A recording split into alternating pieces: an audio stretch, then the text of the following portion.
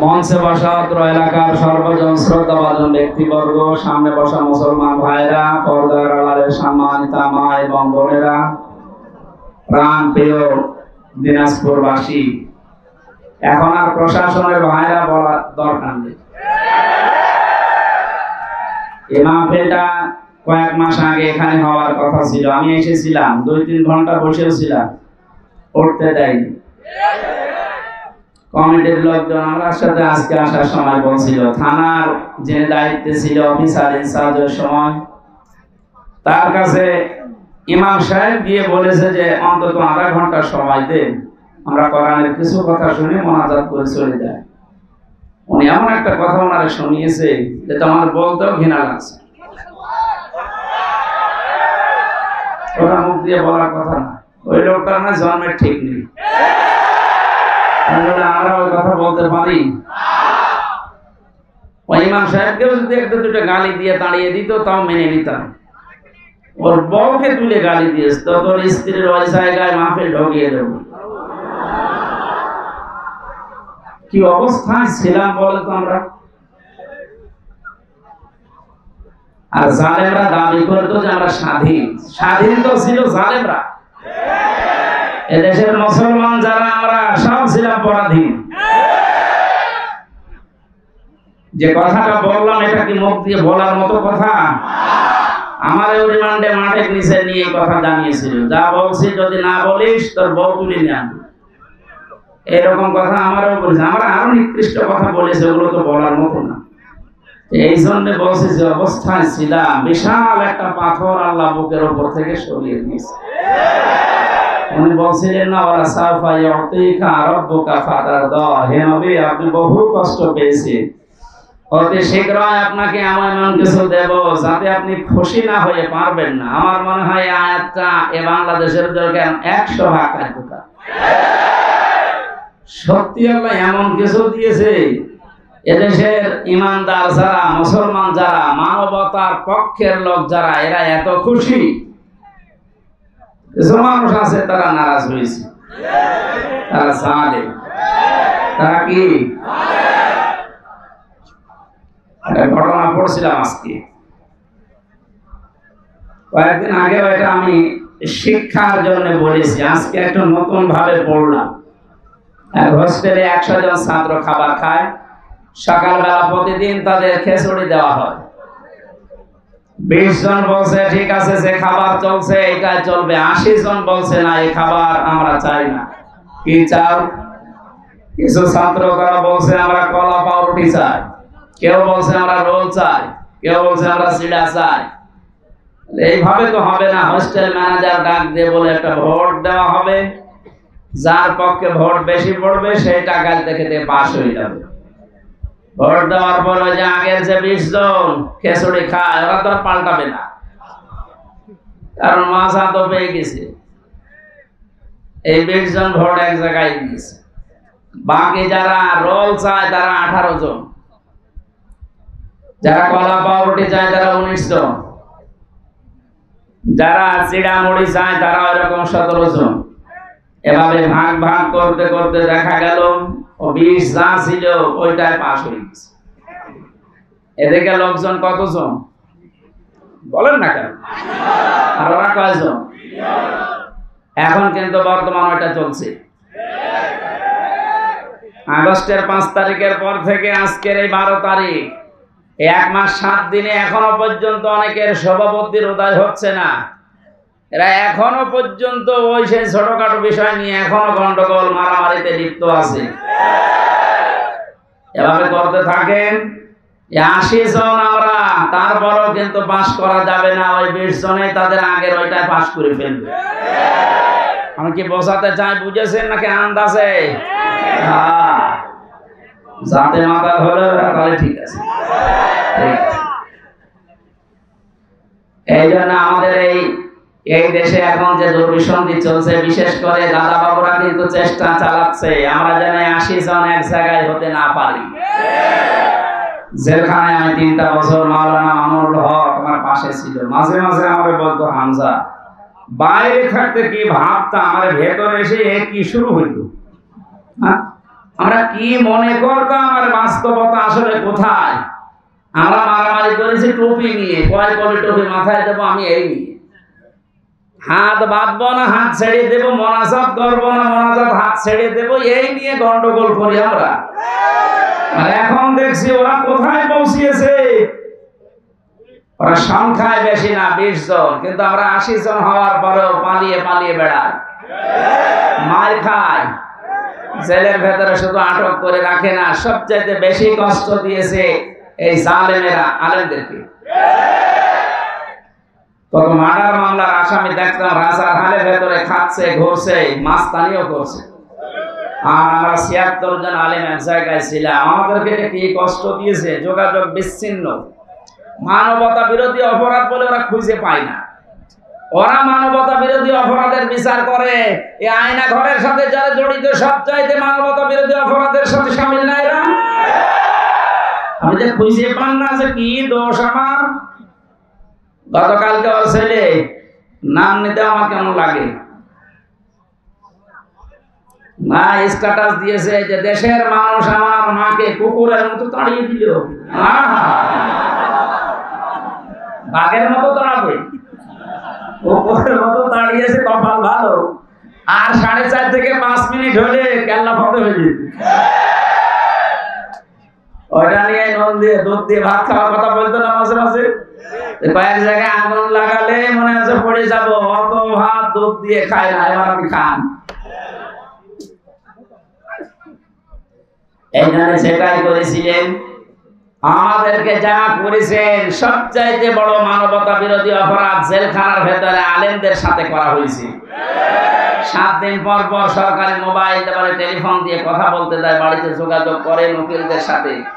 অথচ আমাদের এই 76 জনকে একেবারে বিচ্ছিন্ন, মোবাইল তো নেই।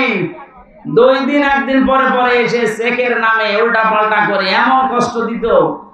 আর অধিকাংশ গুলো অমুসলিম, মুসলমান হলে তো একটু মায়া দয়া পেতাম। সুভাষ চন্দ্র বসু, সুব্রত বালা, আর বাকিগুলোর নাম আমাকে মনে নেই। সেই কয়টা ডিউটিতে পড়তো অধিকাংশ গুলোই অমুসলিম। ও আলেম আর জালেমের কাছে সমান। ও তো আর হুজুর বোঝে না, খেজুরও বোঝে না, মনে করে সবই এক। টাকা দিলে ভালো, টাকা না দিলে আপনি কালো।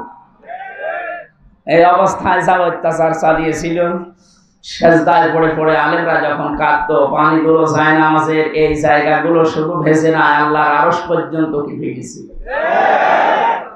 আমার মনে হচ্ছে শুধু ছাত্র জনতার মাধ্যমে আল্লাহ জালেমকে বিদায় করেনি। এই 5 তারিখের আগ পর্যন্ত আল্লাহ আবাবিল পাখির মতো এই পৃথিবীতে বাংলাদেশ এই জায়গায় আল্লাহ ফেরেশতা পাঠিয়েছিল। 16 বছর কম চেষ্টা করে নাই এদেশের মানুষ, এক চুলো নড়াতে পারে না জালেমকে। আল্লাহ পাক বলেন, ইন্নামা নুমলি লাহুম লিয়াজদাদু ইসমা। ওদের পাপের বোঝা যখন পরিপূর্ণ হয়ে যায়, ওয়ালাহুম আযাবুম মুহিন, তখন ওদেরকে অপমানজনক শাস্তি দিয়ে ঘিরে ফেলি। এই আয়াতটাতে কত বাস্তব এর প্রমাণ কালামানি। ওর বিসি পর্যন্ত উড়ে গেছে, ন্যায় বা সংসার কর। তাদের তালিকা করেছিলেন আলেমদের 116 জনের, তার ভেতরে আমার নামও ছিল। আমার মনে হয় এখন আমরা যে অবস্থায় আছি, আমরা এখন এই সালেমদের তালিকা করব। বাংলাদেশের 560টার উপরে থানা আছে, প্রত্যেক থানায় সালেমদের তালিকা টাঙিয়ে টাঙিয়ে রাখা লাগবে, যেন কোন সালেম কিয়ামতের আগে দেশে আসতে না।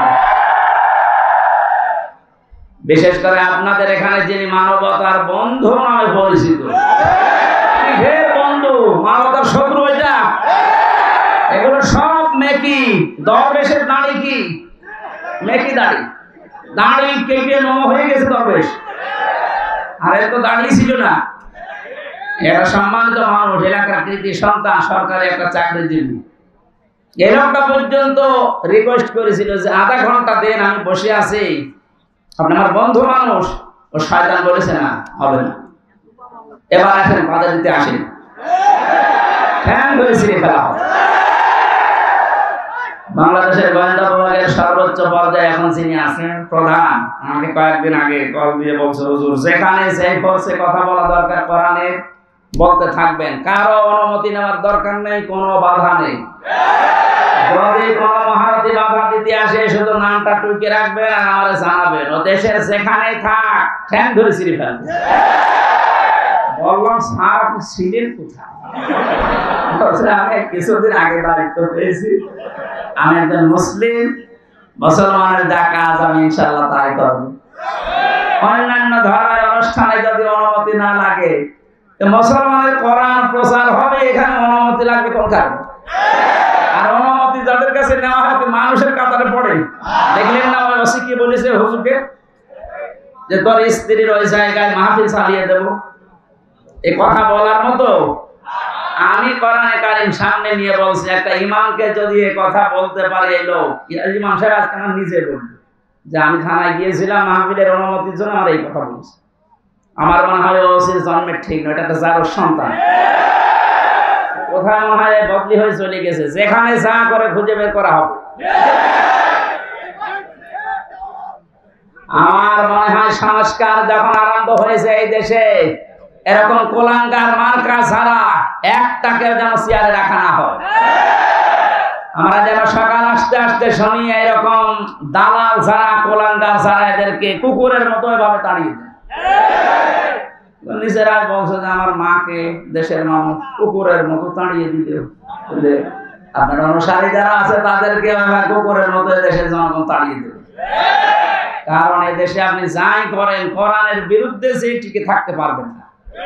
এখানে আগামীতে যারা আসবেন, সে যে আসবে তাদেরকেও যেন সতর্ক থাকা লাগে, বা তারা যেন সতর্ক থাকে যে কোরআনের বিরুদ্ধে অবস্থান নিলে কিন্তু তার কপালে জালেমের মতো পড়বে।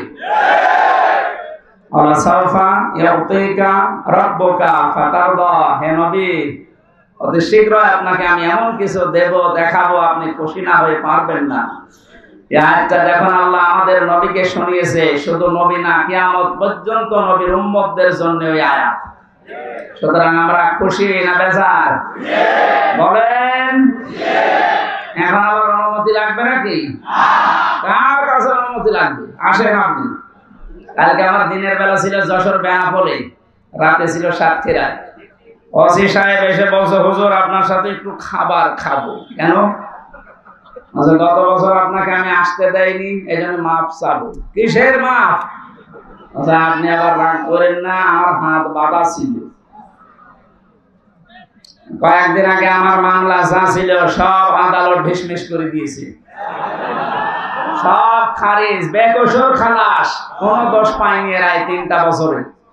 আমি মনে হয় যে বলতে গেলাম যে আদালত 3টা বছর তো মামলা আপনার কাছে আসতো, তখন তো বললেন না যে না কোনো কিছু পাচ্ছি না, মামলার বিচার করব কি দিয়ে। এখন বলছে যে কোনো মাল নেই, কি দিয়ে বিচার করবো। এতদিন বললেন না? উনি লাজবাব, কিছু বলতে পারতো না। এই কথা বলতো যে হুজুর আমার হাত বাঁধা ছিল। কি বলতো? আমরা চাই ওনার যেমন এখন হাত খোলা। এদেশে 1628টা চেয়ার আছে, মেন জায়গা যারা চালায়, এর 1627টা চেয়ার সব ছিল হাত বাঁধা, একটা চেয়ার শুধু হাত খোলা ছিল। কথা বলছেন? কালকে ওসি সাহেব ওইটাই আমরা জানিয়েছে যে আমরা যাই করে আমাদের হাত বাঁধা ছিল, কিচ্ছু করার নেই, খালি একটা হাত খোলা ছিল। আপনি কি মনে করছেন কাওয়া কাকু এরকম ফটফট করে ওর হাত খোলা? না, ওর হাত বাঁধা। ওরা যা বলতে বলে কাওয়া তাই বলে। আর বাকিগুলোর নাম নিতে আমার ঘৃণা লাগে, ওগুলো মানুষের ভেতরে পড়ে না। সুতরাং আমরা বৈষম্য বিরোধী ছাত্র আন্দোলনের মাধ্যমে যে স্বাধীনতা পেয়েছি, 9 দফা দাবি। কয় দফা?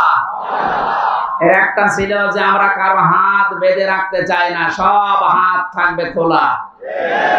গতকালকে ডক্টর মোহাম্মদ ইউনূসের ভাষণ শোনেননি? কোনো হাত বাঁধা থাকবে না, সব হাত থাকবে কি? আমরা হাত খোলা থাকতে চাই। তাহলে ন্যায় বিচার কায়েম হবে ইনশাআল্লাহ। আর 100% ন্যায় বিচার কায়েমের জন্য এটা লাগবে, তাছাড়া সম্ভব না।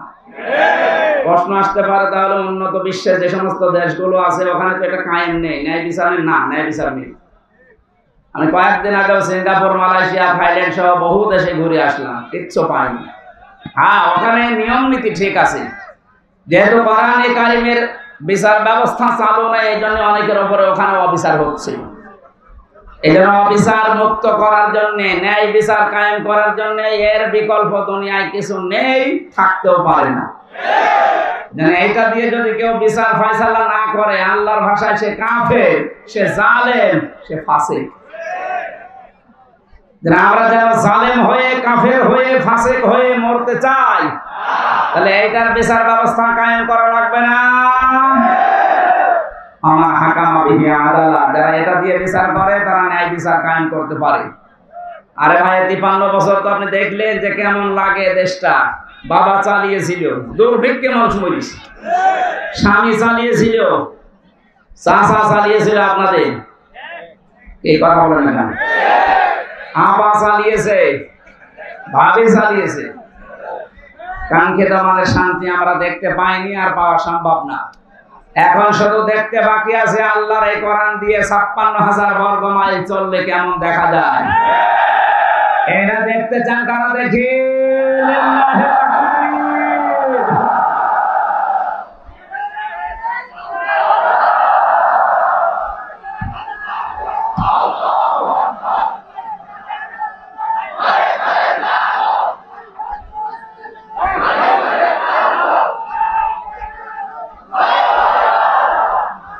আলহামদুলিল্লাহ, যে আল্লাহ আমাদেরকে আজ তাফসীরুল কোরআন মাহফিলে কোরআনের তাফসীর শোনার জন্য নিয়ে আসলেন, এটা একটা নিয়ামত। এই কারণে আমরা খুশি, বলছি আলহামদুলিল্লাহ। দরুদ পড়ছি, সালাম পাঠাচ্ছি আমাদের নবী মুহাম্মদ রাসূলুল্লাহ সাল্লাল্লাহু আলাইহি ওয়াসাল্লামের প্রতি। আমি গতানুগতিক কথা বলি না, যা বলি ওখান থেকে একটা বাস্তব শিক্ষা নিয়ে আসি। বিশ্ব নবীকে আল্লাহ পুরা কোরআন শরীফে 7টা নামে ডাক দিয়েছেন। এখানে আলেম নেই? আছে, আলহামদুলিল্লাহ। ওরা আলেমদেরকে বলছি, এই 7টা নামের ভেতরে সর্বপ্রথম যে নাম ধরে ডাক দিয়েছেন নবীজিকে, 1 নম্বরে বলেছেন ইয়াসিন। ইয়া হরফে নিদা, ইয়া মানে হে, সিন মানে সাজ্জেদ। তাফসীরে কাবীরে আল্লামা ফখরুদ্দিন রাজি রাহমাতুল্লাহ আলাইহি 5টা অর্থ দিয়েছেন এই সিনে। অনেক বলেন সিন মানে সাজ্জেদুল আলামিন, সিন মানে সাজ্জেদুল বাশার, সিন মানে সাজ্জেদুল কাউনাইন, সিন মানে সাজ্জেদুল আম্বিয়া, সিন মানে সাজ্জেদুল মুরসালিন। এবার একটা একটা করে আমি ব্যাখ্যা বলছি। মুফাসসিরতে বললেন সিন মানে সাজ্জেদুল আলামিন, শুধু আলম না, আল্লাহর ঘোষণা দেওয়ার নেতা এই দুনিয়ায় মাত্র একজন। পৃথিবীর মানুষেরা যারা মনে করেন আমি নামাজ পড়ি, রোজা রাখি, খাস পর্দা করি, আমি জান্নাত পেয়ে গেছি, না। আপনার যদি চরিত্র ঠিক করার জন্য এই পৃথিবীর ময়দানে যাকে আদর্শ মানা লাগবে, নেতা মানা লাগবে, ওই লোকটা যদি আপনি ঠিক করতে না পারেন, আপনি কোনোদিন জান্নাতে যেতে পারবেন না। এটা যদি শুধু দুনিয়ার বিষয় হতো, কসম খোদার আমি বলতাম না এটা সরাসরি সম্পর্কিত আল্লাহ আখিরাতের সাথে। এবার আপনি মিলাবেন, শুধুমাত্র আলম যদি আল্লাহ দিতেন, তাহলে পৃথিবীর 228টার উপরে এখন রাষ্ট্র আসে, স্বাধীন পরাধীন মিলে। যে কোনো রাষ্ট্রে আপনি বসবাস করে যদি বলতেন না আমি পৃথিবীতেই থাকবো না, আমি চলে যাব মঙ্গল গ্রহে, আমি চলে যাব চাঁদের দেশে, তাহলে ওইটা তো আলাদা জগৎ। ওই জায়গায় গেলে যদি বিশ্ব নবীকে আপনি না মানতেন আদর্শ হিসাবে, নেতা হিসাবে, সামনে রাখা হিসাবে, তাহলে আপনি জান্নাত পেয়ে যেতেন। যেহেতু আলামিন বহু বচন দেওয়ার কারণে আপনি যেখানেই যান না কেন, ওই জগতের একচ্ছত্র মালিকানা কার? ওখানে যে আল্লাহর বিধিবিধান নাযিল হয় তার প্রমাণ সূরা তালাক, ইয়াতানাজ্জালুল আমরু বাইনাহুন্না ইলা আখির আয়াত। আল্লাহ পাক বলেন প্রতিটি জগতে আমি আল্লাহর বিধিবিধান নাযিল হচ্ছে ওই জায়গার সৃষ্টি দেখে। সুতরাং কেউ যদি মঙ্গল গ্রহে যে ঘর বাড়ি বানিয়ে বাস করতে চায়, সেখানেও নামাজ রোজা যেমন করবে, বিশ্ব নবীকে আদর্শ মানতে হবে ঠিক এইরকম ফরজ। আল্লাহর ঘোষণা দেওয়ার নেতা একজন মাত্র, মুহাম্মদুর রাসূলুল্লাহ। এবার আসেন আমি আখিরাতের কথা কেন বললাম। বিচার ব্যবস্থা আল্লাহ যখন আরম্ভ করবে, প্রথম ধাপে আল্লাহ মানুষকে ডাকবে একা একা, কেউ থাকবে না আপনার সাথে। وكلهم آتيه يوم القيامة فردا। আল্লাহ পাক বলেন কিয়ামতে প্রতিটি মানুষকে আমার সামনে আমি দাঁড় করাবো, স্রেফ একা একা, কেউ থাকবে না। এবার আপনি নিজের সাথে মিলিয়ে দেখেন তো, আপনি স্রেফ একা দাঁড়িয়ে আছেন আল্লাহর সামনে, যা জীবন তৈরি করলেন এইটা নিয়ে আল্লাহর সামনে দাঁড়ানো সম্ভব? বলেন না।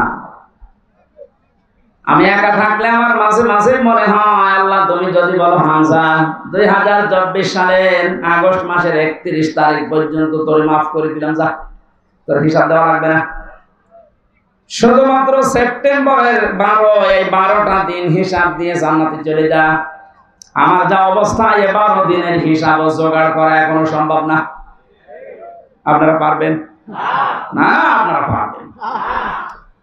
হিসাব, এই শব্দটা শুধু আমরা নাম শুনি, এটাতে কত বড় ভয়ঙ্কর বিষয়। যারা বিশ্বাস স্থাপন করেছিল যে হিসাব দেওয়া লাগবে, তাদের চরিত্র পরিবর্তন হতে সময় লাগে নাই। আর যাদের ভেতরে এই টেন্ডেন্সিটা আজও পয়দা হয়নি, ওই মানুষগুলো কাবা শরীফের পাশে যে মাসের পরে মাস থেকে আসে, তারপরও চরিত্র বদলায়নি। এর প্রমাণ এই দরবেশ বাবা। আমি সেই কয়বার কাবায় গিয়েছি, সেই কয়বার দেখেছি ও কাবার পাশে তাওহীদ থাকে। 14-15 লক্ষ টাকা খরচ সেখানে, আর আমরা থাকি 1.5 কিলোমিটার দূরে। এত কাছাকাছি থাকার পর ওর চরিত্র দেখেছেন 36,000 কোটি টাকা। অথচ পদ্মা সেতু বানাতে লেগেছে 32,000 কোটি, তা তো মারিন কাটিং।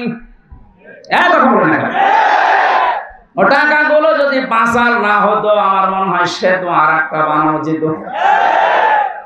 কয়েকদিন আগে মালয়েশিয়া দেখলাম, পেনাংয়ের পাশে 2টা সেতু পাশাপাশি, একটা 18 কিলো, একটা 9 কিলো।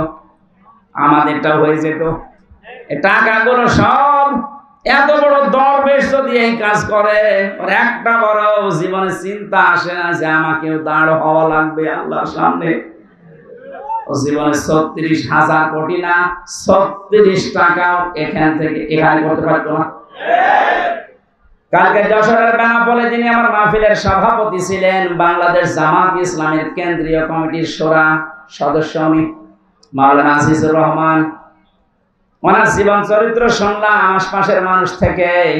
একটা সিম্পল মানুষ, চাকরি করে একটা, সেই দিন যেতে না পারে, চাকরির বেতন শেষে যা পায় ওখান থেকে ওই দিনের বেতনটা সরকারের খাতায় জমা দিয়ে দেয়। আপনি আল্লাহর ওলি খুঁজে পান না। আপনি দরবেশ দেখেছেন এত বড় বড় দাঁড়িয়ে, এটা আল্লাহর ওলি মনে করতেন। আর আল্লাহর ওলি তো এইগুলো দেখেন, সেই কয়দিন উনি ক্লাস করতে পারে নাই, সেই কয়দিনের টাকাও নেয়নি, সরকারকে দিয়ে দিয়েছে। আরে সরকারের টাকা, বেসরকারের টাকা সবগুলো আত্মসাৎ করে বিদেশে মাটিয়েছে। মসজিদের ইমাম যদি বলে আমি ঘুষ খাই না, ওরে ঘুষ দেবে কে? ওসি যদি বলে, এসপি যদি বলে আমি ঘুষ খাই না, ওটা আল্লাহর ওলি। কথা বলে না কেন? যে লোকটা অনেক কিছু করার সম্ভাবনা ছিল তার জীবনে, সব কিছু ছেড়ে দিয়েছে, এত পরিচ্ছন্ন জীবন যাপন করছে, এই মানুষটাকে যদি আপনি দাঁড় করাতে পারেন, সংসদের একটা চেয়ারে এরকম 151 জন বসিয়ে দিতে পারেন, এই দেশটা পৃথিবীর ভেতরে রোল মডেল হয়ে যাবে। এতদিন চোরগুলো বসিয়ে আন্দাজে ধোয়া তুলতো যে এ বিশ্বে আমরা রোল মডেল। কিসের রোল মডেল? চোরে। কিসের? ডক্টর মোহাম্মদ ইউনূস গত পরশুদিন জানিয়েছেন, যত টাকা পাচার হয়েছে প্রায় 4 ভাগের 3 ভাগ সব নিয়ে আসার ব্যবস্থা হচ্ছে, বাকিটা চলে আসবে ইনশাআল্লাহ। আমার মনে হয় টাকাগুলো যদি আসতে না পারে, যাদের বউ ছেলে মেয়ে স্ত্রী পুত্র এদেশে আছে, ওদেরকে রাষ্ট্রের কাজে লাগান, কোনো ছাড় নেই। যে বেতন পায় ওই বেতন দিয়ে তো সংসার চলার কথা না, অথচ বেনজিরের আলাউদ্দিনের চেহারা এই জন্য যদি টেন্ডেন্সি তৈরি করতে না পারেন, জীবনে আপনার এই জীবন পরিচ্ছন্ন হওয়া সম্ভব না। খলিফাতুল মুসলিমিন হযরত ওমর, এই এদিকে তাকান, রাদিয়াল্লাহু তাআলা আনহু ছেলেটাকে ভর্তি করে দিলেন এক মাদ্রাসায়। প্রধান বিচারপতি ওই সময় হযরত আলী রাদিয়াল্লাহু তাআলা আনহু, তিনিও তার সন্তান হোসাইনকে দিলেন মাদ্রাসায়। হযরত হোসেন কলম ফেলে দিচ্ছে টেবিল থেকে, ডাক দিয়ে বলেন, আব্দুল্লাহ তুলে দাও।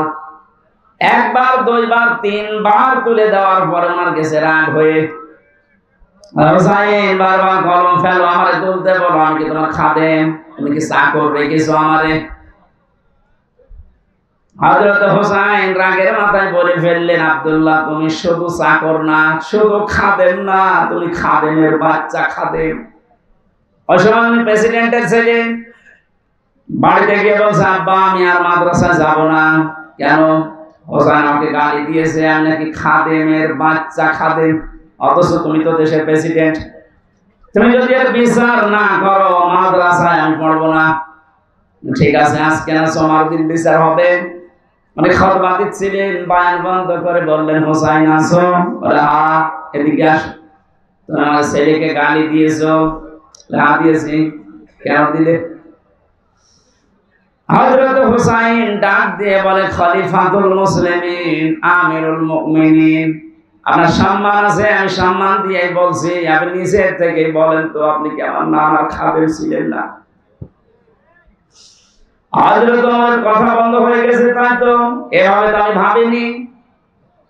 তিনি বললেন, হোসাইন যে কথাটা তুমি বললে এটাকে লিখে দিতে পারবা? কাগজ কলম নিয়ে আসেন। খেজুরের পাতা নিয়ে এসেছে, আমি লিখে দিলেন, ওমর আমার নানার খাদেম ছিল, আমি দেখেছি, ইতি হোসাইন ইবনে আলী, সই করে দিলাম। কাগজটা হাতে নিয়ে হযরত ওমর চমা খেলেন, ডাক দিয়ে বললেন, নবীর সাহাবীরা, বিচার হয়ে গেছে। হযরত আব্দুল্লাহ তো ছোট মানুষ, বসে না, বলে আবা কি করে বিচার করলে? একটা বিচার হলো, হোসাইনকে কিছু বলবা না? হযরত ওমর বলে, সন্তান, যে বিচার করেছি শুধু দুনিয়া না, আখিরাতেও কাজে লাগবে। আমি যখন মারা যাব এই কাগজটা আমার কাফনের ভেতরে দিয়ে দিও। বিচার যখন শুরু হবে, আমার আল্লাহ পাক যদি আমার জীবনের কিছুই পছন্দ না করে, এই কাগজটা তুলে দেখাবো, রব্বুল আলামিন তাকাও এদিকে, তোমার নাম নবীর নাতি লিখে দিয়েছে, আমি নবীর খাদেম ছিলাম। তুমি আমার বিচারটা সহজ করে আমার মাফ করে দাও। অথচ জান্নাতের গ্যারান্টি পেয়েছে জিন্দা অবস্থায়। আকাশের যে তারকা দেখতে পান, আমি বলেন কেউ যদি গণনা করে হয়তো একদিন শেষ করে ফেলবে গণনা করে। কিন্তু হযরত ওমর 26 বছর বয়সে মুসলমান হওয়ার পর যত নেকির কাজে আঞ্জাম দিয়েছে, কিয়ামত পর্যন্ত কেউ যদি ওমরের নেকি গণনা করে শেষ হবে না। কোন পর্যায়ের মানুষ ছিলেন উনি? তো হিসাব নিয়ে কত ভীত সন্তুষ্ট ছিলেন।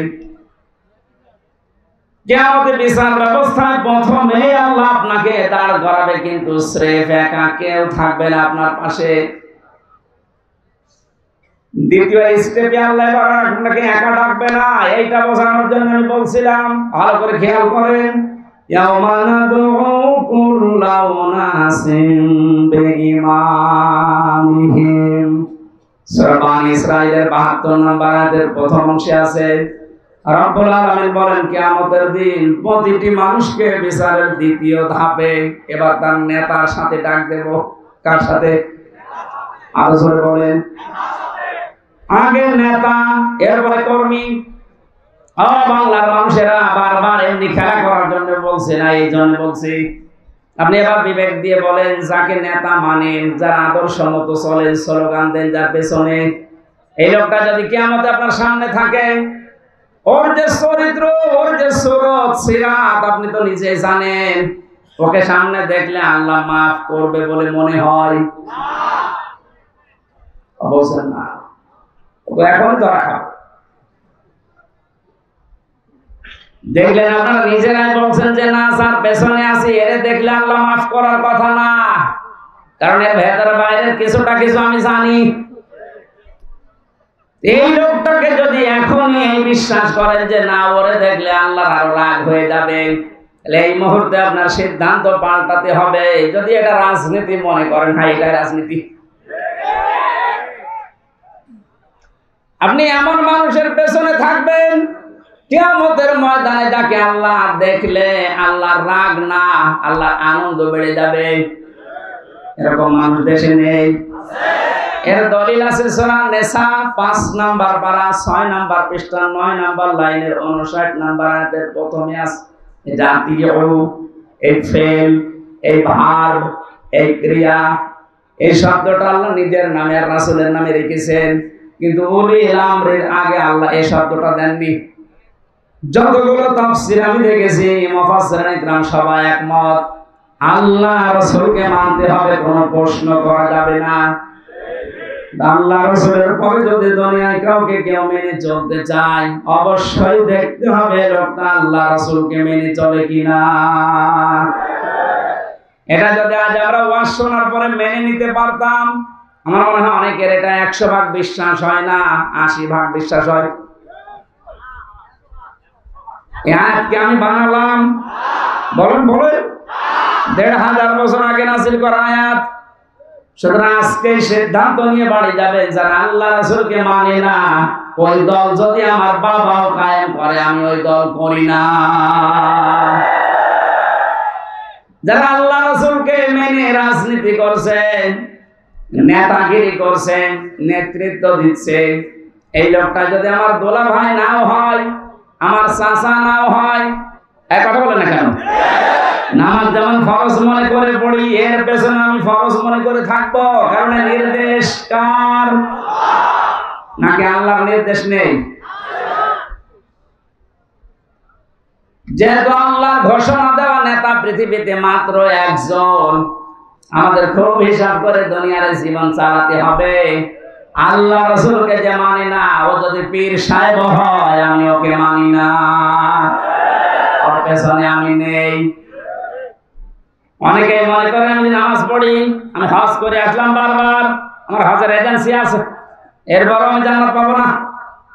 আপনি তো হজের এজেন্সি নিয়ে মসজিদের সভাপতি, এই ভাদুড়িয়া, আপনি তাকান আবু জাহেলের দিকে, ও কাবা শরীফের সভাপতি ছিল।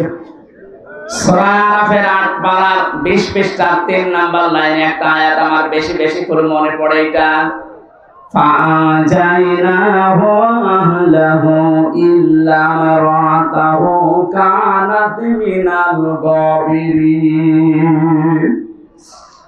আমি যত তাফসীর বিশ্ববিদ্যালয়ে বসে বসে প্রায় 42টার উপরে আমি একটা একটা করে দাঁড় করিয়েছিলাম, দেখি কি প্রত্যেকটা কি। সবগুলো মুফাসসির আয়াতের ব্যাপার এক কথায় লিখেছেন। হযরত লূত আলাইহিস সালামের জামাত দুইজন ফেরেশতা এসে লূত নবীকে বললেন, আপনার উম্মত যারা আছে তাদেরকে নিয়ে আপনি চলে যান, কিন্তু সাবধান আপনার স্ত্রীকে নেবেন না, এখানে আমরা আল্লাহর গজব নাযিল করব।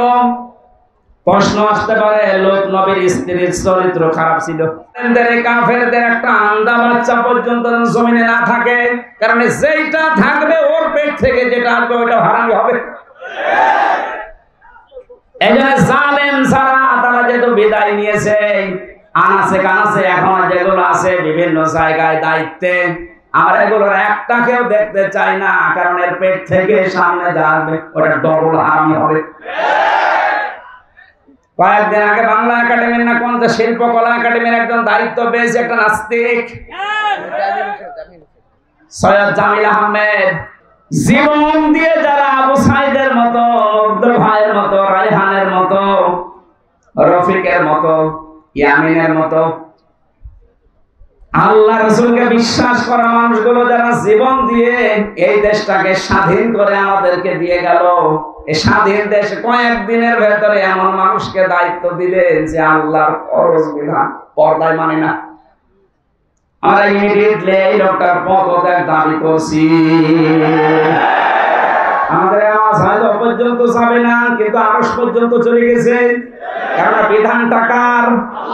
পর্দা করা লাগবে মেয়েদের, এই বিধানটা হামজার। আরো জোরে বলেন। সৈয়দ জামিল আহমেদকে আমি ব্যক্তিগতভাবে ঘৃণা করছি এই কারণে, কারণ কোরআনের বিরুদ্ধে। আল্লাহর বিরুদ্ধে। আর আল্লাহ বিরোধী কোন লোক আমরা এই ৯৬% মুসলমানের দেশে দেখতে চাই না। এর পদত্যাগ দাবি করেন কারা কারা দেখে? লিল্লাহি তাকবীর।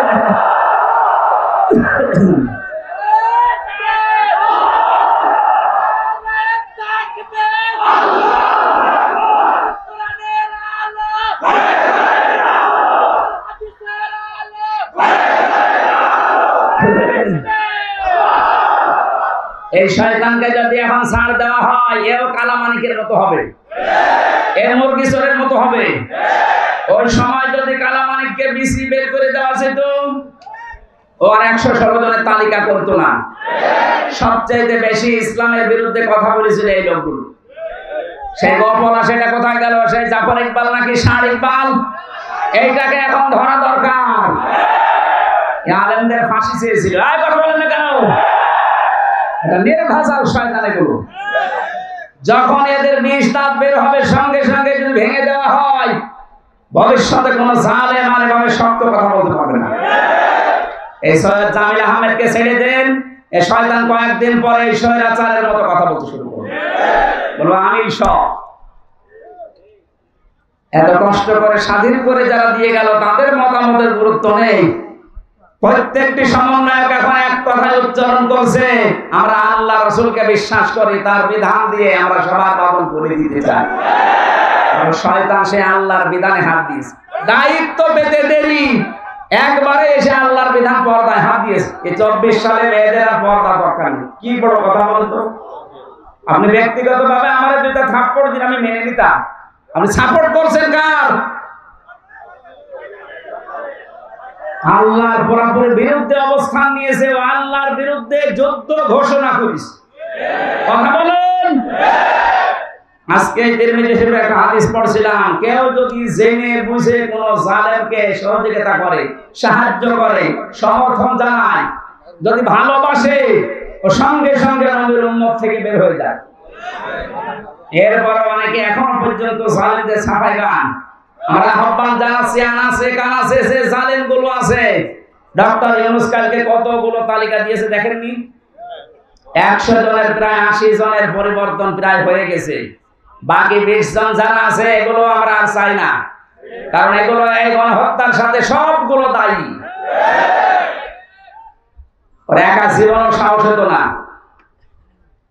এই শয়তান গুলোকে নিয়ে যা করেছে, পৃথিবীর ইতিহাস পাল্টিয়ে ফেলেছে। বাইরে যাদের ঈমান নেই, যারা অন্য ধর্মের, তারা পর্যন্ত রিপোর্ট পেশ করছে যে ১২০০ কতজন গণহত্যার শিকার। এখনো পর্যন্ত অনেকে জালেমের সাফায় গিয়ে সাহস দিতে চাচ্ছে যে আপা আপনি ঘাবড়াবেন না, আপনি ঘাবড়ালে আমরা নরম হয়ে যায়। ওর শয়তান, ওরে পিটিয়ে নরম বানানো দরকার। ইয়ামের ভাইকে পুলিশের গাড়ি থেকে, ওখান থেকে এখনো জীবিত ছিল, নড়াচড়া করছিল, ওখান থেকে ফেলে দিয়ে পা লেগেছিল গাড়ির চাকার সাথে। আজান হয় কখন, আজানও শুনতে দিত না। আমি তো ৪ ওয়াক্ত নামাজ আন্দাজে পড়েছি, কিছু জানি না যে কখন আজান হয়, কখন দিন হয়। ১১ ঘন্টা আমার টাঙিয়ে, দুপুরবেলা নিয়ে গেছে ২টা, রাত 11:30টায় নিয়ে এসেছে। ১টা ২টা দিন হলে তো এরকম হয়। রিমান্ডে যতদিন রেখেছে এরকম কষ্ট দিয়েছে। আমার আসার সময় বলেছে, বাইরে যে যদি কিছু বলেন, এখানে যা দেখে গেলেন আপনারা কিন্তু ফেলে দেব। এই জন্য তো কিছু বলতে পারতাম না। এখন যে ফেলে দেবে সেই পরিবেশ। বিশেষ করে আমার এই কাউন্টার টেররিজমের আসাদুজ্জামান, এই গোপালী, এই লোকটা আমার ধরার পরে আমার বাবার কাছ থেকে বলেছে 50টা মামলা দেবো আপনার ছেলেকে। আমার বাবা বলেছে মামলা তোর একটাও নেই। বলছে মামলা আমরা বানাবো, কালকের ভেতরে আপনি 10 লাখ টাকা দেবেন। আমার বাবা গ্রাম্য মানুষ, জমি জায়গা যেখানে তা ছিল ধার কর্জ করে সঙ্গে সঙ্গে 8 লাখ টাকা দিয়েছে। মনে করেছে যে রিমান্ডে মারবে না, তো শয়তানটা কি মানুষ নাকি? টাকাও নিয়েছে, মাছ ধরেও করেছে, মামলা। কত বড় বেঈমান বলেন তো?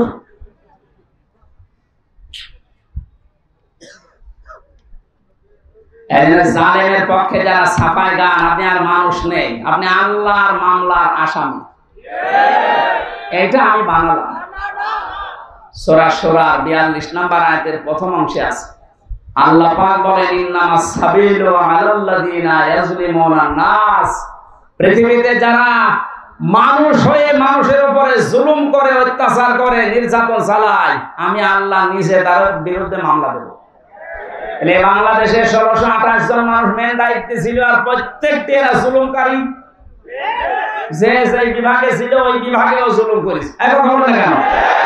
বিচার বিভাগে বলেন, প্রশাসনে বলেন, যা যা বিভাগ ছিল প্রত্যেকটি জায়গায় যারা চেয়ারে ছিল প্রত্যেকটা জালেম আর জালেমের দোষর। অনেকে বলে আমার হাত বাঁধা, হাত বাঁধা তোর চেয়ারে বসে থাকার দরকার কি? ভ্যান চালা। হাত বাঁধা বলে তুই জালেমকে সাপোর্ট করবি? কত বড় দুর্নীতিগ্রস্ত হলে একটা দেশের কেন্দ্রীয় মসজিদের ইমাম পর্যন্ত পালিয়ে যায়। জাতীয় মসজিদের ইমাম পালিয়ে গেছে না? কি আশ্চর্য! কোথায় পৌঁছেছে দেশটা যে মসজিদের ইমাম পর্যন্ত পালিয়ে গেছে। কারণ সেও নিজেকে নিজে অপরাধী মনে করছে যে জনগণ ধরলে আমারও ছিঁড়ে ফেলবে। কথা বলেন। এত বড় বড় দাপটের কথা বলতো আমার কুষ্টিয়ার ওই দুই আল্লাহর ওলি। একজন যখন পচা ডিম খাচ্ছে, আর একজন এমন পাগল পালিয়েছে ওর বাড়ির ইট পর্যন্ত খুলে নিয়ে চলে যাচ্ছে। এই যে আমার সাক্ষী, আমার কুষ্টিয়ার দায়িত্ব ছিল এই লোকটা, আপনাদের এখানে বাড়ি। আসার সময় বলছিল যে ওখানকার যে কয়েকজনের নাম বললো, একটাও তো ও মানুষের কাতারে পড়ে না। আমি নামগুলো নাই বললাম। এই মানুষগুলোর জন্য দায়িত্ব পালন করতে পারেন। এত নিকৃষ্ট চরিত্র এদের। এখানে নিজে নিজে ভালো আমল করছে, নিজে ভালো থাকছে, এইরকম যারা মনে করছেন, আমি তাদেরকে এই সূরা আরাফের 83 নম্বর আয়াতটা শোনালাম। হযরত লূত নবীর স্ত্রীর চরিত্র ভালো ছিল, তার চরিত্র খারাপ না, কিন্তু সে তলে তলে চরিত্রহীনদেরকে সাপোর্ট করত। বলেন, একটা নবীর স্ত্রী নিজে খারাপ না, নিজে চরিত্রহীনা না, কিন্তু চরিত্রহীন মানুষদেরকে তলে তলে সাপোর্ট করার কারণে আল্লাহ তাকে যদি জাহান্নামে দেয়, আপনাকে দেবে এক আর দুবার বলছে। ওরা নবীকে তো বিশ্বাস করতো যে নবী মুহাম্মদ রাসূলুল্লাহ আছে একজন, কিন্তু আর একজন নবী আছে। আমি একবার এটা রংপুরের গাইবান্ধা মাহফিলে এসেছিলাম 16 সালের দিকে। একটা ছেলেকে বাড়িতে ভাত খাওয়ার সময় জিজ্ঞাসা করছে, ইংলিশ মিডিয়ামে পড়ে, তোমার নাম কি? নামও বলেছে উল্টা পাল্টা, রাস্তাঘাট বানায়। তার মানে রাস্তাঘাট বানিয়েছে এলাকায় এরশাদ সাহেব, ও মনে করা এটা মনে হয় নবী। আমার বংশের লোকের চরিত্র এরকম ছিল। নবী একজন আছে মুহাম্মদ রাসূলুল্লাহ, কিন্তু ওরা সেকেন্ড নবী হিসাবে মনে করতে এইরকম শক্ত গোড়া। কিন্তু আগস্টের 5 তারিখের 1টার সময় যখন আল্লাহর ওলি চলে গেছে পালিয়ে, ওরা বিকাল 5টা বাজতে বাজতে তখন মোবাইলে কল দিয়ে বলছে, বাবাজি আমরা সব এখন জামাত ইসলামী করি। এখন জামাত ইসলাম। তারপরও যাক ফিরে এসেছে, ওয়েলকাম, ধন্যবাদ। ওরা যা করেছে বুঝে করুক না বুঝে করুক, আল্লাহ যেন ওদের মাফ করে দেয়। আর ওদের মতো এ দেশে এরা আছে গান আছে আরো যারা আছেন, আপনি মনে করছেন আবার জালেমরা সংগঠিত হবে? অত ভাত দুধ দিয়ে খাই না। সময় শেষ হয়ে গেছে, আপনারা মরণের গড়া গড়া নিয়ে আসার আগে ফিরে আসেন। জালেমদের তো দুনিয়াও শেষ, আখিরাতও শেষ। এখন বলে কেন দুনিয়া এখন আর রাস্তায় বের হতে পারবে?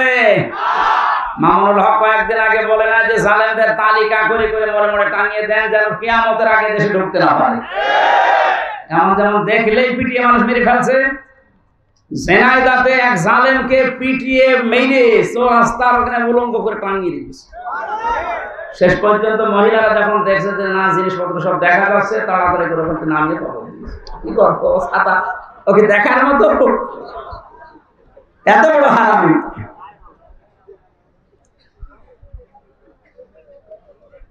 দুনিয়া শেষ আপনাদের, জালেমদের কোন দুনিয়ার জীবন নেই আর। কারণ এখন আর ওই সময় নেই। ওয়ালা ইয়াজিদুজ জালিমিনা ইল্লা খাসারা। দিন যত যাবে জালেমদের শুধু ক্ষতি বৃদ্ধি হতে থাকবে। এই ঘোষণা কার? বলেন। কিন্তু যারা জালেম হয়ে মারা যাচ্ছেন তাদের অবস্থা আরো খারাপ হবে। তারা মামলার আসামি হামজা। কার? আপনি চিন্তা করেছেন আল্লাহর মামলার আসামি বাদী যত শক্ত হয় মামলা তত কঠিন হয়। আমার মামলার বাদী যেহেতু রাষ্ট্র ছিল এই জন্য মামলার জামিন হতো না, অথচ এই মামলায় অনেকে 1.5 মাস 2 মাস পরে বের হয়ে চলে গেছে, আমার 3 বছরও জামিন নেই। তার মানে আমার মামলার বাদী সলিমদ্দি কলিমদ্দি না, একেবারে সে যাই হোক। তো কিয়ামতের দিন যিনি নিজে বিচার করবেন, নিজে রায় দেবেন, নিজে বাদী, বলেন তো আপনার মাপ পাওয়ার কোন সম্ভাবনা আছে? আমার মতো খালাস পাবেন? আপনি আল্লাহর মামলার আসামি লিখে নিয়ে যান, আপনি জাহান্নাম। এই জন্য আপনার চরিত্র ভালো কিন্তু আমার মানুষকে সাপোর্ট করেন, তার চরিত্র ভালো না, আপনি ওর জন্য আপনার কপাল পড়বে। আল্লাহ আমাদেরকে শুধু ইয়াসিন সূরা পড়লে 10 খতম কোরআন শরীফের সওয়াব হয়, এর ভেতরে 83টা শিক্ষা আছে। এগুলো আমাদের প্র্যাকটিক্যাল লাইফে থাকা লাগবে। কথা বলেন ঠিক কি না? আল্লাহ আমাদেরকে ইয়াসিন থেকে যে শিক্ষাগুলো দিতে চান এটা আমাদের বাস্তব জীবনে প্রতিপালন করার তৌফিক দিন, আমিন। সূরা আলে ইমরানের 102 নম্বর একটা মাত্র আয়াত পড়েছি। আমার আজকের আলোচনার বিষয় 3টা। ইয়া আইয়ুহাল্লাযীনা আমানুত্তাকুল্লাহা হাক্কা তুকাতিহি ওয়া লা তামুতুন্না ইল্লা ওয়া আনতুম মুসলিমুন। সূরা আলে ইমরানের নামকরণ, ঐতিহাসিক প্রেক্ষাপট এবং কিছু শিক্ষা এখানে আছে। আপনারা তাফসিরে ইবনে কাসির দেখলে এগুলো পাবেন। আমরা মূলটায় যাচ্ছি। আল্লাহ প্রথমে এখানে ডাক দিয়েছেন শুধুমাত্র ঈমানদারকে। কাদেরকে? আমরা কি ঈমানদার না বেঈমান? এখন আপনার ঈমান আছে কিনা এটা পরিমাপ করবেন কি দিয়ে? দাড়ি পাল্লায় তুলে দেন নাকি? আল্লাহর নবী থার্মোমিটার দিয়েছেন। এদিকে তাকান, খুব গুরুত্বপূর্ণ বিষয় ভাই। নবীজি বলেন ইদা সাররাতকা হাসানাতুকা ওয়া সাআতুকা সাইয়্যাতুকা ফাআনতা মুমিন। তোমার যে ঈমান আছে তুমি কিভাবে টের পাবে জানো? যদি তোমার ভালো কাজগুলো তোমাকে আনন্দ দেয় আর অন্যায় কাজ দেখলেই তোমার কষ্ট লাগে, বুঝবা তোমার ঈমান আছে। দিনাজপুরবাসী এদেশের দিকে তাকিয়ে বলেন তো, ভালো কাজ সবার কাছে ভালো লাগে? অন্যায় কাজ সবার কাছে কষ্ট লাগে? সুতরাং ভালো কাজ যার কাছে ভালো লাগে, অন্যায় কাজ দেখলে যার কাছে কষ্ট লাগে, সে যেন মনে করে আমার ঈমান আছে। আর যার কাছে ভালো কাজও ভালো লাগে, অন্যায় কাজও ভালো লাগে, সে যেন বোঝে সে মুনাফিক। আল্লাহ এখানে মুনাফিককে ডেকে দিয়েছেন না ঈমানদারকে? আমরা অন্তত দেখতে পেলাম যে আমার অবস্থান কোন জায়গায়। আমি যদি ঈমানদার হয়ে থাকি, আল্লাহ এবার আমাকে আদেশ দিচ্ছেন ইত্তাকুল্লাহ, আমাকে ভয় করো। আমাকে কি করো? এই যে শব্দটা নিয়ে আবহমান কাল থেকে বহু ব্যাখ্যা আমরা শুনেছি, পেয়েছি। আমার এখন আধুনিক একটা ব্যাখ্যা পেয়েছি। আল্লাহকে ভয় করো এই শব্দটা পড়া কোরআনে যতবার আমি পেয়েছি, আধুনিক ভাগে ব্যাখ্যা করার চেষ্টা, যখন তাফসীর খুলে খুলে দেখলাম যে না, এ তো মিলছে না। এটা কিছুদিন আগে একটা তাফসীর বের হয়েছে, এই জায়গায় তাকওয়া শব্দের ব্যাখ্যা লিখতে গিয়ে মুফাসসির লিখেছেন তাকওয়া মানে যে যে বিষয়ে কাজ করবে ওই বিষয়ের শিক্ষা, দীক্ষা, প্রশিক্ষণ, এরপরে এই কাজটা সুচারুরূপে যদি আঞ্জাম দিতে পারে, এর আরবিতে নাম তাকওয়া। ইনি একটা ইঞ্জিনিয়ার, উনি যে সমস্ত কাজগুলো করে বিএডিসিতে, ওই কাজগুলো সম্পর্কে ওনার আগে শিক্ষা লাগবে, প্রশিক্ষণ লাগবে করে দেয়, এই জন্য ওদের দেশটা দাঁড়িয়ে যায়। আর আমাদের তাকওয়া কি? যে বিষয়ে যাকে দেওয়া হয়েছে ওই বিষয়ের শিক্ষা ওর নেই, প্রশিক্ষণ নেই, হাত বাঁধার কারণে কাজও করতে পারে না, এ দেশটা উপরে যাওয়ার তুলনায় নিচে নেমে যায়। এক কথা বুঝতেছেন? সুতরাং তাকওয়া অর্জন করার জন্য শিক্ষা দরকার, প্রশিক্ষণ দরকার, এবং বিনা বাধায় সুচারুরূপে কাজটা আঞ্জাম দেওয়ার পরিবেশ দরকার। আমি যতটুকু বুঝলাম, দেখলাম, আপনি আর অন্য মাইন্ডে নেবেন না, একেবারে নিরপেক্ষ দৃষ্টিতে কোরআন আমি হাতে নিয়ে বলছি। বাংলাদেশ জামাত ইসলামী আর ইসলামী ছাত্র শিবিরকে এই কাজটা করার জন্য চেষ্টা চালাচ্ছে। এদের যে যে বিভাগে লোক আছে আপনি দেখেন ওই বিষয়ের শিক্ষা তার পরিপূর্ণ এবং প্রশিক্ষণ পরিপূর্ণ। এবং ওদের সভ্যতারি আছে, ওদের মাসে মাসে মিটিং আছে, 15 দিনে মিটিং আছে, সপ্তাহে মিটিং আছে, এগুলো শিখায়। আপনি যে বিষয়ে যাবেন, হাদিসের ব্যবস্থায় যাবেন যান, শিক্ষা ব্যবস্থায় যাবেন যান, চিকিৎসা বিভাগে যাবেন যান, প্রত্যেকটা দিক আর বিভাগে আমরা দেখতে পেয়েছি এরা আগে শিক্ষা দেয়, প্রশিক্ষণ দেয়, এরপরে বিনা বাধায় কাজ করার জন্য যে সমস্ত সিঁড়ি দরকার, কাঁটাযুক্ত পথ, তারপর পানি দেওয়ার জন্য প্রশিক্ষণ দেয়। এই জন্যই তো এই মানুষগুলো দাঁড়িয়ে যাচ্ছে। গত কয়েকদিন আগে অধ্যাপক আনিসুর রহমান, একটা নাস্তিক, এই লোকটা ঘোষণা দিয়েছে 5টা বছর যদি জামাত আর শিবিরের হাতে দেশটা দেওয়া যায়, এদের যে অ্যাক্টিভিটিস, এদের যে কাজকর্ম, যে ইখলাস যা আছে এদের ভেতরে, এদের যে প্রশিক্ষণ, এদের যে ধৈর্য, এরা 5 বছরে দুর্নীতি মুক্ত করতে 100% সাকসেস হবে। এটা আমার নিজের কথা, একটা নাস্তিকের কথা। আমি যখন বিশ্ববিদ্যালয়ে ছিলাম, একটা নাস্তিক এই লোকটা আল্লাহ বিশ্বাস করে না। আমি যে নামাজ পড়াতাম জমার দিন, আমার কাছে এসে বলছে, হুজুর আমার মেয়ে পড়ে মাস্টার্সে, প্রাইভেট পড়াবো, একটা শিবিরে ছেলে দেন তো।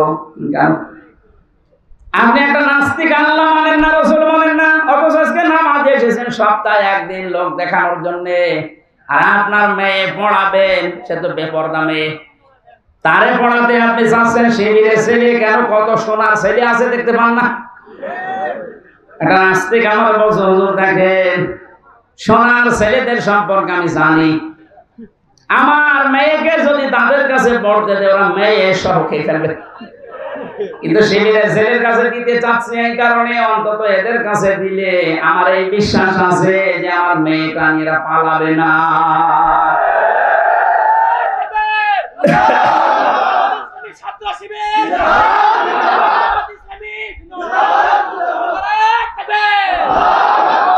আমার মুসলমান ভাইরা, আমি দালালি করার জন্য না, আল্লাহর কসম আমি যা দেখতে পেয়েছি আমার এই 30-33 বছর বয়স, আমি সেটা বলছি। আমরা তাকওয়াই বুঝি না, তাকওয়া যারা বোঝে তাদের ধারে কাছে আমরা যাই না। তাকওয়া কত রকমের হয়, আমি 9 প্রকার পেয়েছি তাফসিরে।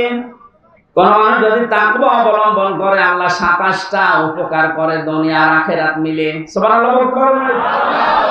এটা তাফসিরে ফি জিলালিল কোরআনে এই তাকওয়ার ব্যাখ্যায় সরাসরি একটা একটা করে পয়েন্ট আকারে আছে। যদি পারেন যারা জ্ঞান অন্বেষণ করার জন্য একটু চেষ্টা চালান, তারা দেখে নেবেন সূরা আলে ইমরানের 102 নম্বর আয়াতের তাকওয়া শব্দের ব্যাখ্যাটা। হাক্কা তুকাতিহি, যেভাবে আমাকে ভয় করা দরকার ওইভাবে মহান আল্লাহ আব্দুল কাদের জিলানীর বাবার মতো দুনিয়া আখিরাত আমাদের দিয়ে দেবে। ওয়ালা তামুতুন্না, মরো না, ইল্লা ওয়া আনতুম মুসলিমুন, যতক্ষণ পর্যন্ত মুসলমান হতে না পারো। এটা আজকে যারা মুসলমান হয়েছে আল্লাহ এই কথাই কোরআনে জানিয়েছে, তোমরা মরবা না, ইহুদি হয়ে মরবা না, খ্রিস্টান হয়ে মরবা না, হিন্দু হয়ে মরবা না, বৌদ্ধ হয়ে মরবা না, মরতে হলে মুসলমান হয়ে মরো। মুসলিম শব্দটা এসেছে ইসলাম থেকে, সেলমন বা সালমন থেকে, এর শাব্দিক অর্থ শান্তি, আর রাহাতুন মানে সুখ। আল্লাহ পাক বলেন কেউ যদি দুনিয়াতে ইসলাম মানতে চায়, আমি ইসলাম পাঠিয়েছি দুনিয়ায় 2 প্রকারের। ইসলাম কয় প্রকার? ইসলাম কয় প্রকার?